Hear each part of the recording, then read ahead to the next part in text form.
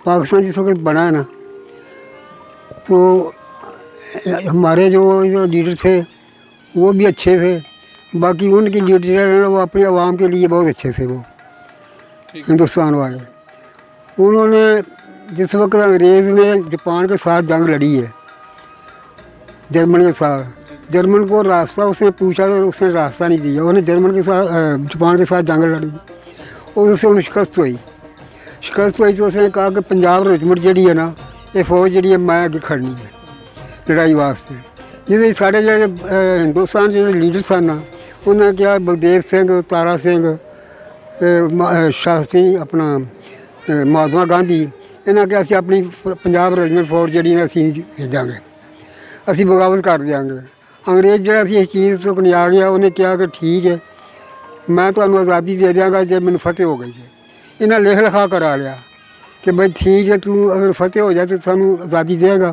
उधर उन्होंने फतेह हुई, इन्होंने सानूं लिख के जो दिता सी ना हिंदू अपना उस लीडर जो सन, लीडरशिप जी सी, उन्हें लिख के दिता सी कि भाई मैं आज़ादी तुहानूं देंगा। उन्हें आज़ादी दे दी भी दो हिस्सों च, हिंदुस्तान वखरा करता तो पाकिस्तान वखरा करता। शुरू तो ला के ਜਿਹੜੇ भी उन्हें मुल्क आज़ाद किए ने दो हिस्सों च किए, क्योंकि वो पैसा देंदा सी, वो एक नूं नार ला लैंदा सी। बगावत ही रही है मोह की। पाकिस्तान बनया जैसे उस उसके बाद की होया कि जेडे लोग उस साड़ी एक गड्डी कट्टी आई कि पूरी गड्डी जी है ना, वो एक बच्चा भी जोड़ा सी ना माँ के पेट के वो भी उन्हें पेट चा करके ना तो छाती उत्ते लटकाया सी। ते सारी पूरी गड्डी कट्टी आई जिस वे हरबंसपुर स्टेशन उत्ते। ਤੁਸੀਂ ਆਪ ਦੇਖਿਆ सारी गड्डी? आप जाके देखा गड्डी, उस वे कोई मशीनरी का दौर नहीं सी। उस वे एक बाग है हरबंसपुर स्टेशन के नाल, वो चढ़ते पासे फिर खंदक खोल के ना तो सारी लाशां जड़ियां ने सारियां पाग उत्ते मिट्टी पा किन्नियां कुछ होणगियां लाशां? लाशां पूरी गड्डी कट्टी आई सी, पूरी गड्डी जिन्नी भी होया सी ओहदा कोई हिसाब ही लाया। ऐ हिसाब होया। उसके बाद फिर लड़ाई शुरू हो गई। कोई ऐसे असीं मारते रहे, वो भी मारते रहे, क्योंकि जो मारते सन होएगे सन चगड़ कत्थे जोड़े लुटेरे टूटे होंगे ना, यो काम करते।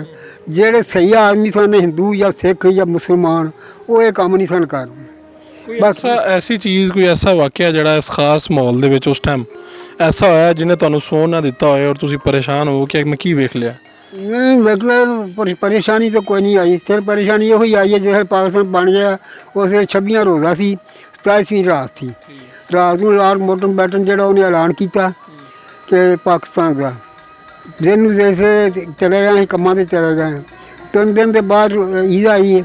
ईद जी है ना वो भी 10 बजे जाकर रोज़े खुले कि असी काम चाह कर लिया, 10 बजे तक काम करते रहे। फिर पता लगा कि भाई ईद हो गई है, 10 बजे रोज़े खुले। फिर असी वापस आ गए।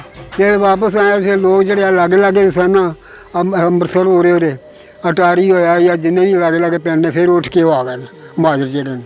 महाजर इस तरह आए ने कि जब बाप मर गया तो पुत्र गांह लगा जाया, पुत्र मर गया तो बाप गांह लगा जाता, इस तरह महाजर आए।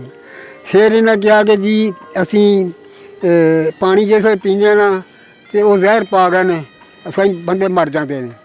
लियाकत अली ने कहा कि भाई एक फरलांग से नलके ला दो। बार्डर तो लैके एक फरलांग तक नलके लाते लोग पानी पीन। लोग की है कि वो जाके कोई हर चीज़ ला के लै गया, कोई टूटी ला के लै गया। अखीर वो भी खत्म हो गया। वो जिन्हें महाजर आए ने उन्हें थोड़ा बहुत पानी पीते रहे। फिर अगों जो सन लोग इधर के इन्होंने फिर बाहर छबीला लातियाँ या मतलब पानी जो कोई घर या पंप से जो फैक्ट्री केसी फैक्ट्री है उन्होंने बाहर पंप जोड़ा सी बाहर पानी लाता कि लोग पानी पीन। ऐ हिसाब होया। 1965 की जंग जी है उस वे आया कि उस 7 बजे मैं रोटी खा के रोटी बन के काम से चलिया वहाँ। जिस पहला जहाज हिंदुस्तान का आया वो काले रंग का सी, एकदम ही इन्नी स्पीड से आया साढ़े घर उत्तों ही सलामपुर उत्तों ही लांघे से आया बरकी वाले पास निकल गया। सानू कोई पता नहीं कि जंग लगी या नहीं लगी, असी अपने काम से चले गए। जिस काम से चले गए तो जो मैं उस फोरमैन सा, जिस काम से चले गए तो देखा कि भाई नहर नहर लोग लगे हुए हैं। पता लगा भी हिंदुस्तान ने जंग कर दी तो लोग महाजर जोड़े ने आ गए। मैं जिले पिंड है सन लग जा छापा होया तहीपुर होया, मेरे को बंदे जो काम कर उन्होंने छुट्टी देती बस तुम जाओ आप अपने घर चले जाओ। वो आप अपने घर चले। फिर लोग जो कुछ आए फिर उन्होंने फायरिंग नहीं खुली कि जिन्ना चिर बंदे नहीं आ गए। फिर बाद फायरिंग शुरू हो गई। ਫਿਰ 7-8 ਦਿਨ 10 ਦਿਨ ਫਾਇਰਿੰਗ ਹੁੰਦੀ ਰਹੀ ਹੈ। ਫਿਰ ਉਧਰੋਂ ਦੀ ਨੁਕਸਾਨ ਹੀ ਹੋਇਆ। ਸਾਨੂੰ ਨਹੀਂ ਪਤਾ ਕਿੱਥੋਂ ਤੱਕ ਗਏ ਨੇ। ਜੇ ਮਿਲਟਰੀ ਵਾਲਿਆਂ ਨੂੰ ਪੁੱਛਣਾ ਤਾਂ ਆਖਣਾ ਆਵਾਮ ਨੂੰ ਬਹੁਤਾ ਪਤਾ ਹੈ।